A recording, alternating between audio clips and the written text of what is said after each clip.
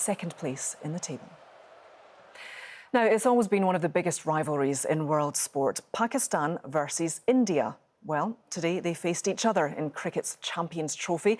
But with ongoing political tensions between the two countries, the match was played on neutral territory. Joe Wilson reports.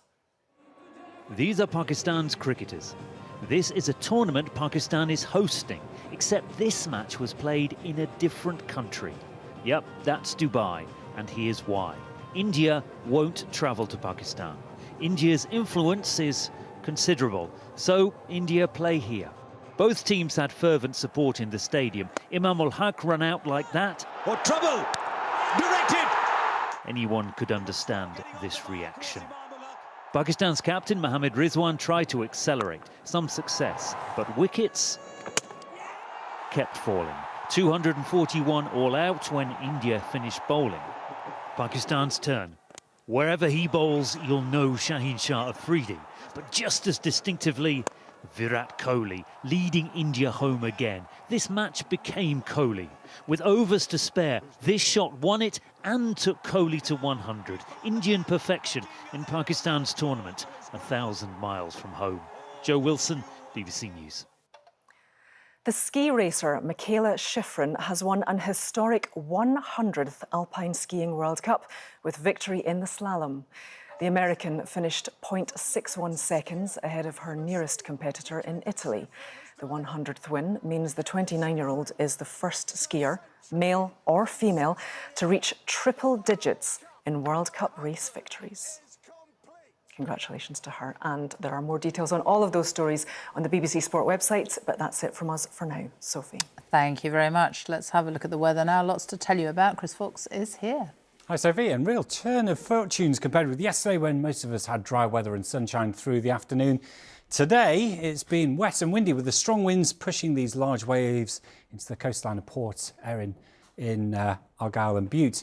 Here is today's area of low pressure. The centre of the low is actually a long way away from us, but it's such a powerful low that we've been feeling the effects of strong winds. Now, running up through Irish Sea coast, we've had gusts typically of around 50 to 60 miles an hour, but a few stronger gusts. Capel Curragh, 79 mile an hour gusts. That's in the valleys in Snowdonia or Eryri. 70 mile an hour gusts in parts of Scotland as well. It has caused some localised issues. I've seen one or two trees being pulled over by those strong winds.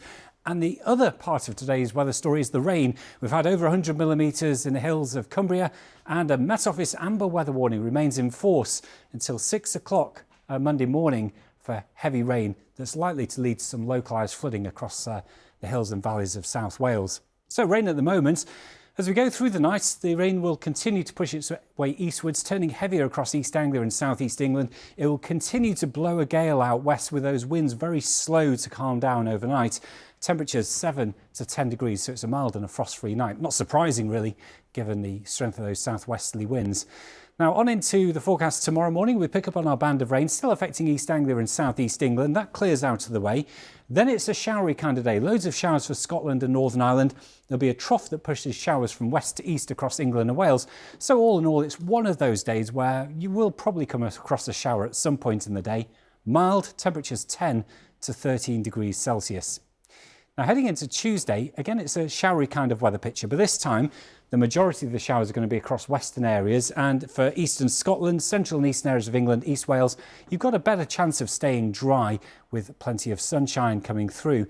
It's still mild, the wind's not quite as strong, temperatures about 9 to 11 degrees Celsius, so that's a degree or two above average for this stage of February. Middle part of the week, we've got a weak area of low pressure that's going to be moving in. And so on Wednesday, we're looking at cloudier weather with bands of rain pushing across the country. A lot of it's probably not going to be that heavy, but it will be a cooler kind of day with temperatures down a little bit, 8 to 10 degrees Celsius. But then high pressure is set to build in later in the week. And so we should see an improvement in conditions through Thursday and Friday. Becomes drier with increasing amounts of sunshine. Sophie. How nice. Chris, thank you very much. And that's it from us on the BBC News at 10. Right now on BBC One, it is time to join our colleagues for the news where you are. Good night.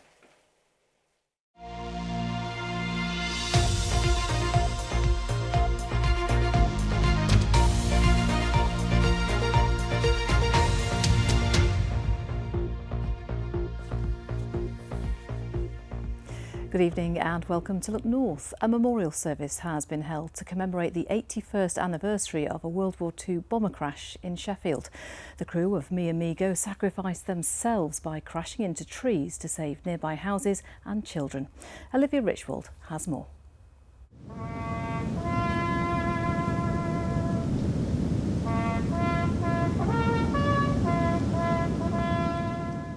This is Amy Priddy from Arkansas, USA. Her great-uncle Malcolm was killed here in Sheffield in 1944. Sergeant George Michael Williams was one of 10 American airmen who lost their lives when their plane, known as Mi Amigo, crashed here in Endcliffe Park, returning from a bombing raid.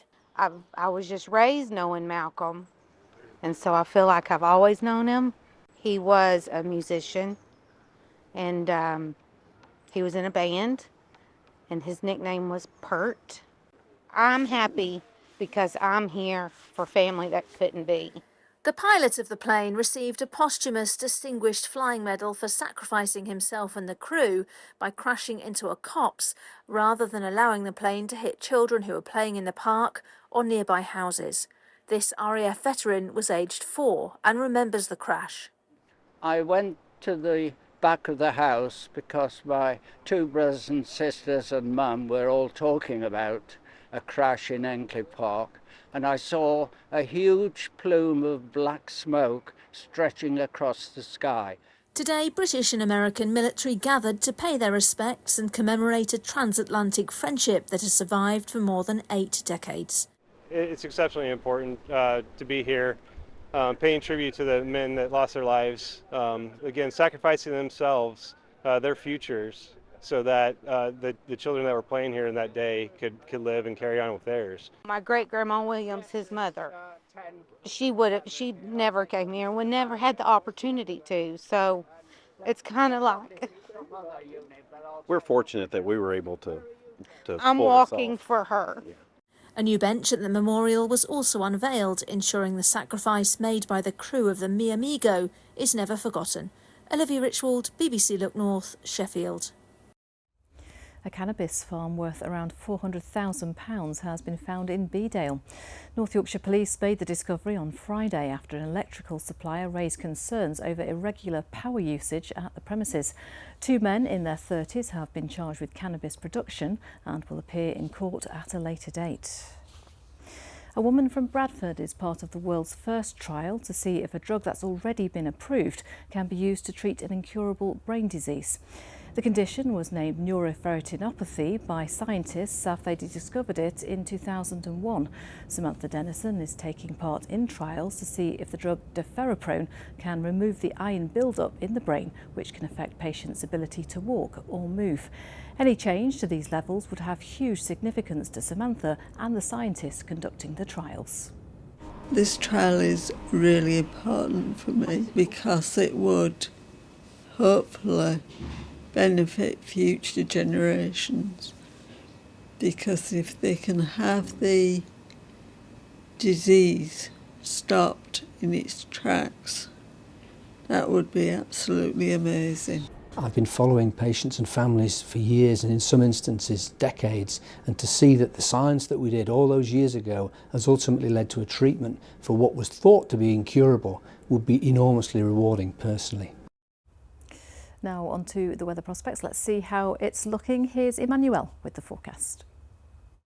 Hello there, good evening. The heavy and persistent rain will continue to clear off as we head through tonight, leaving behind a mix of dry conditions, patchy cloud, some clear spells and 1 or 2 showers heading into the early hours. A breezy night to come, temperatures down to 4 or 5 degrees Celsius.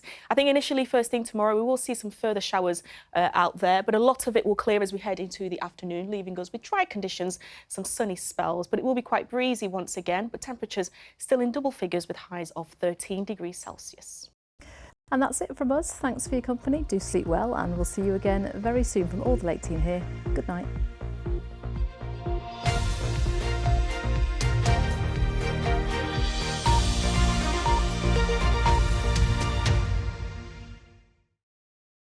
It's the quarterfinals, Barnes. If that wasn't exciting enough, tonight we're going to be introducing a brand new gladiator. You clearly can't handle the pressure of this diamond, darling. Wasn't that brilliant?